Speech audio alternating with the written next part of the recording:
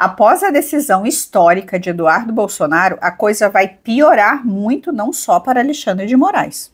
Novas informações apontam para um grande pacotão de punições contra diversas autoridades brasileiras. Trump conversa com Putin e Zelensky e afirma que estão no caminho certo. Veremos isso e mais no Giro pelo Mundo. Olá, amigos do canal Vista Pátria, eu sou a Débora.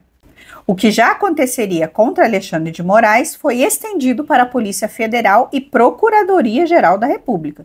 Então, o senhor Paulo Gonet será sancionado também. Segundo informações apuradas pelo colunista Paulo Capelli do Metrópolis, de algumas semanas para cá, os assessores de Trump ampliaram o alvo. Agora, além do ministro, eles colocaram Paulo Gonet. Então, prestem atenção. Os assessores de Trump que estão escrevendo o texto das sanções que punirão Alexandre de Moraes já estão dando como certo a assinatura de Trump.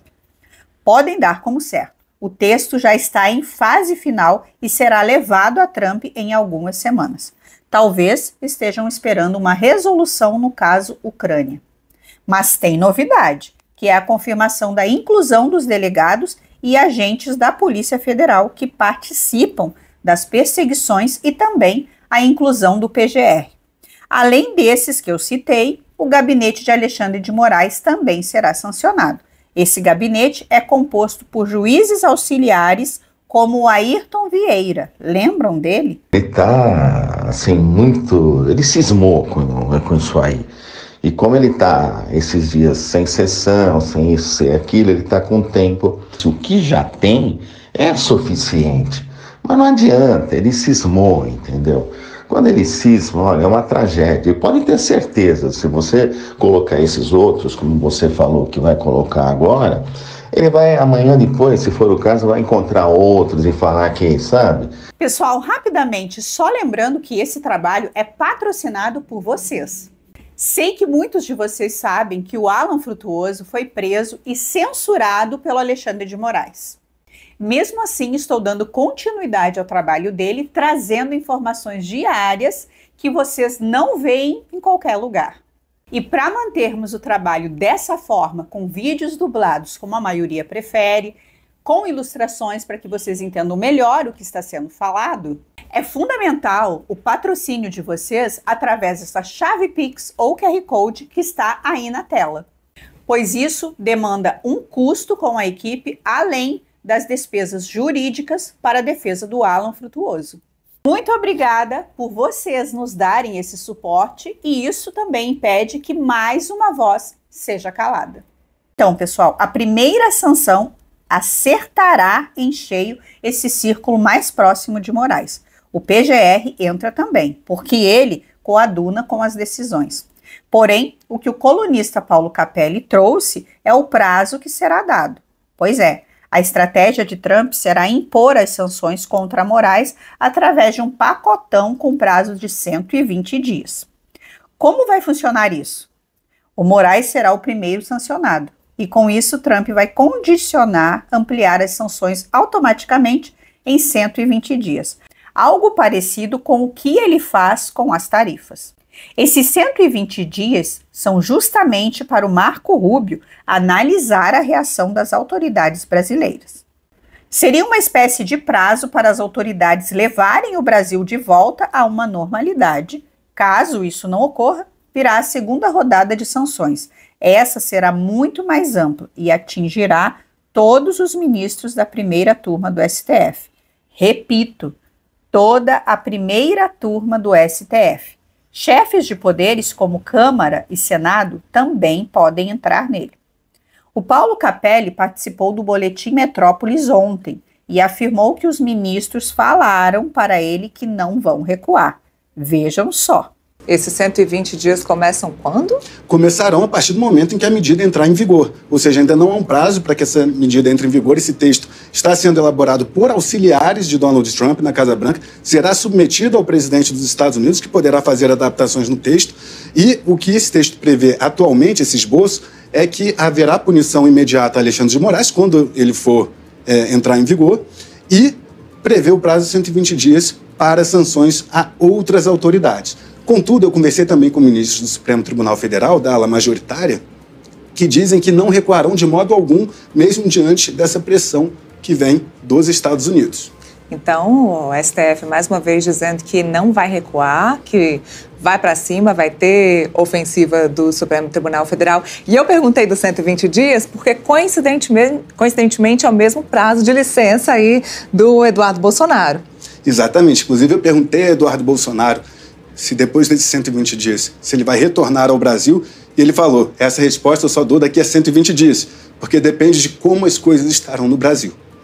Então teremos dias muito interessantes pela frente, pois isso tudo foi antes do Eduardo Bolsonaro tomar a decisão de ontem. Então agora nós teremos mais elementos para incrementar essas sanções. E vejam que a esquerda faz questão de dar tais elementos. Vejam a baixa capacidade de inteligência desses deputados do PT. Lindbergh, nós acertamos em cheio. É óbvio que se ele voltasse para o Brasil, Alexandre Moraes, a pedido nosso, ia confiscar o passaporte dele e ele não poderia voltar aos Estados Unidos. Eles afirmam com todas as letras que a partir deles o Moraes iria apreender o passaporte do Eduardo. Eles confessam na cara dura o viés político da ação. Mas não é só ele. Percebam que a esquerda está há tanto tempo vivendo na ditadura justocrática que nem disfarçam mais. Percebam o que esse indivíduo fala. O governo dos Estados Unidos adote sanções contra o ministro Alexandre Moraes. Não tem nenhum cabimento uma coisa dessa. O deputado Eduardo Bolsonaro percebeu que ele iria continuar sendo monitorado, acompanhado de perto pelo Supremo, a partir de provocações do PT, do PSOL ali contra o parlamentar, e ele viu que isso ia diminuir o espaço de manobra. Então ele seria vigiado de perto? Quando você é vigiado antes de cometer um crime, isso é estado policial, e isso é sinônimo de ditadura. Então o jornalista acaba mostrando, sem querer, é óbvio, que nós estamos numa ditadura. O indivíduo ainda fala que esse monitoramento se daria a partir de provocações do PT e do PSOL. Isso tinha que ser juntado como prova, fica a dica.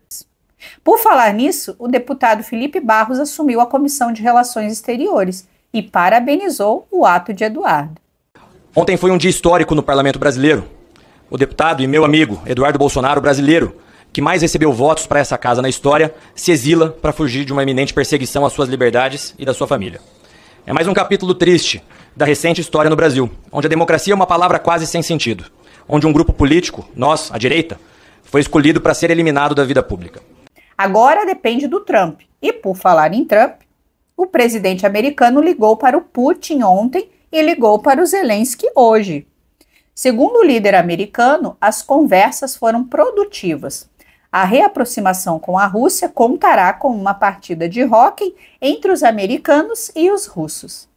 Sobre o acordo de paz, Putin concordou em uma trégua no que se refere a ataques aéreos a setores energéticos. Ambos os lados têm tido muito sucesso em atingir pontos estratégicos de energia. Então, uma trégua nesse sentido seria vantajosa para os dois. Ontem, Trump também liberou os arquivos do caso Kennedy. É muita coisa e com certeza terão análises mais aprofundadas nos próximos dias. Mas o que foi revelado mostra o Lee Oswald como um comunista fanático, mas que não era levado a sério pelos soviéticos e pelos cubanos. Os documentos comprovam que Oswald tentou um visto cubano semanas antes do ato, mas os cubanos acharam que ele estava muito doido e recusaram. Então, tudo indica que não houve participação do Estado cubano ou do Estado soviético. Mas os pontos que levantam uma conspiração interna por parte de agências como a CIA foi fortalecida com o que foi revelado ontem. Mas não vou me aprofundar nisso, porque são muitos documentos e isso requer uma análise muito mais aprofundada. Agora, vamos ao nosso giro rápido pelo mundo. A forma de aplicação é sublingual, o que acelera a absorção pelo nosso corpo. Com uma aplicação de 12 gotas por dia, você terá acesso à vitamina K2, transresveratrol, ácido hialurônico, verisol e retinol, o que vai te proporcionar uma excelente hidratação e vai ajudar a clarear as manchas da sua pele, além de devolver a firmeza e elasticidade da sua pele, combatendo sinais de expressão e o bigodinho chinês. O Regenere é um suplemento natural aprovado pela RDC 240 da Anvisa. Tem frete grátis e pode ser pago com cartão, boleto ou Pix. O link para a compra está no primeiro comentário. Um dia após as revelações do caso Kennedy, o quartel-general da CIA, no estado da Virgínia, é alvo de uma ocorrência. A SWAT foi chamada para tentar resolver a situação. Será que alguém ficou em pânico? Bem, até o momento do fechamento dessa edição, ainda não tinham saído explicações oficiais. Na Hungria de Viktor Orbán, o parlamento aprovou o fim de paradas LGBTs. O país, comandado pela direita, a partir de agora, proíbe a promoção de eventos dessa categoria, para que evite a exposição para crianças, já que todas essas paradas são realizadas em locais públicos. Os globalistas pró-União Europeia protestaram no parlamento com fumaça colorida. Apesar do choro, foi uma grande vitória para a direita antiglobalista. Na Índia, uma operação policial fez busca e apreensões nos escritórios da Open Society de George Soros. A operação antiglobalista visa punir a empresa de Soros e seus parceiros, devido a fraudes na remessa de dinheiro para a Índia. Soros decidiu maquiar o dinheiro enviado aos projetos globalistas que visam desestabilizar o governo conservador do primeiro-ministro Modi. Ao invés da fundação do Soros enviar o dinheiro através das ONGs, ele maquiou o dinheiro através de investimento em empresas privadas. Dessa forma, ele ficava fora da fiscalização do governo em cima das ONGs. Dentre as empresas que receberam o dinheiro maquiado do Soros estão a RootBridge Academy, a RootBridge Services e a Aspada Investment. Essa última recebeu 90 milhões para investir em pequenos negócios que seguissem a agenda globalista. Já as anteriores atuam na formação acadêmica de alunos enviesados para as pautas globalistas. A operação policial contra Soros ocorreu na cidade de Bangalore. Antony Blinken e James O'Brien estão sendo investigados nos Estados Unidos por participação da anulação das eleições na Romênia.